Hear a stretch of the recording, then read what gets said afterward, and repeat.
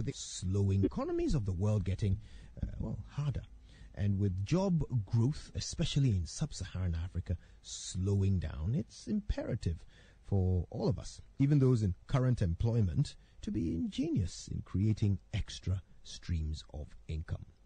This year, we want to equip you with practical steps and ideas to go on. With us this morning, we're very happy to have him with us, Richmond Kwame Frimpong. Now, he's an investment analyst. He's an author as well. He's got 5 personal development books, including Cracking the Secret Code to Financial Independence. He was recently voted among the 50 most influential young people in Ghana. The reality is that you can probably count on one hand the professions in Ghana where your salary alone ought to be enough, to cater for all of your needs. School fees alone. If you want your child to go to a good school, already that will deplete most people's salaries. So it is imperative that people pay attention to the concept of creating multiple streams of income. Something occurs to me. I want to put this to you, Richmond. Entrepreneurship, it's a talent. It's the kind of thing that some people are better at than others. There are some people who just feel far more comfortable working for someone than working for themselves. Some people are just better equipped at it, better conditioned to do it than others. This conversation is aimed at giving everybody the opportunity to do this, but are we perhaps not, overreaching? Are there some people who are simply just not designed to be entrepreneurs? Well, good morning, Kojo, and good morning to our listeners. That is a good question, but our conversation is bordering on income. So it's not about being born an entrepreneur or not having the desire to become one or otherwise. Right. And especially when becoming an entrepreneur, it's not just meant to just make money. Being an entrepreneur is more than getting money. Right. But for this particular discussion, we are saying that how can you do something to make more than what you earn at the end of every month, so you don't become a wage slave. Right. So that if 6 months down the line, your employer is unable to pay you, you don't become a highly indebted poor citizen. How do you do that? You see, so that is a conversation. So you may not like to do something, but the question is, are you looking at what you can do to make something else aside your paycheck? And we are saying that you can. Just that, listening to my colleagues, it must be something you do intentionally. You see, it must be intentionally driven because you don't have a choice anyway. Yeah. And it must be thinking intensive. You should put your mind to it, and then it must be action oriented. I believe this is not the first time we are having a conversation at the beginning of the year about generating multiple income. But if it is not intentionally driven, if it is not thinking intensive, and if it's not action oriented, we can leave here and in the next 3 weeks we will be back to square one.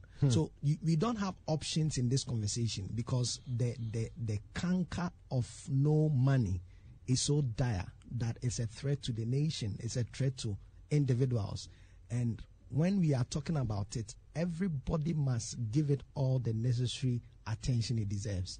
And if we can approach it in this 3-pronged approach, you see that as we go into the discussion, you see that, even building multiple streams of income is basically about applying more than one way of creating a flow of income towards you. So you just double up the ways money run to you. And money basically, usually, is also referenced as a currency. And a currency is from a Greek word that means current. So somebody says that if it's a currency and it's a current, then it flows through a path. And we are talking about multiple stream. It means a multiple path.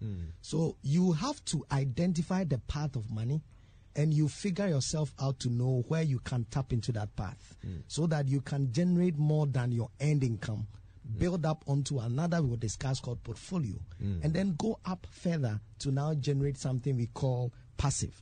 And I think as the conversation goes on, we'll do it. But nobody has a choice. You don't have to like it. You don't have to be a born entrepreneur. You just have to decide not to be poor by earning multiple streams of income. That's a fascinating point you make there, and it really sets the stage for the rest of the conversation. Because if indeed you don't have a choice in the matter, you'd better pay attention.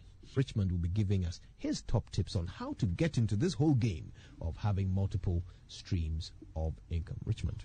We're talking about incomes, and so I would want to do a tier so that for people who do not even have a structured income now that is decent, what do they do? And then for those who have, what exactly do they do? Now, for people who don't have at all, this is what I would advise. You must get to know where incomes hide and go get them. Now, incomes hide in people's pockets or their purses. Invariably, they hide in people. So anywhere you can see people gathered or anywhere you can see people dwell. So far, it sounds like you're advising pickpocketing, but I know you're not. They should just listen. So anywhere you can find people living, it's a potential door that gives you access to income. Then anywhere you see problems, it's another place where incomes hide. So get to know problems, and Paul was saying those even closer to you. And if you look at them closely, it's another door that gives you access. And then thirdly, products. Incomes hide in products. Now, if you want to earn incomes, they will not come to you because of the certificate you have or your academic background or any other. Maybe you prayed very well last night on the first night and all. Nothing will change if you do not get in the way of where incomes hide. You don't get it. And we said it's just like money and currency. It flows. So it flows towards a certain path, and you must be there. That's why we are saying create a multiple stream. So if you are not earning anything, you must look for where your potential, your talents, your giftings are, and tie them to where they are relevant to people, where they are relevant to the particular problems associated with those people, and then come up with products that make sense with the giftings and the potentials you have. So this is for somebody who is listening, who doesn't even have an earned income at all. Right. And if you do, you make yourself a good, decent income. Now, so that becomes your earned income, tier one. Now, you have earned income and it will never be enough. So what do? You must, through your earned income, build up tiers.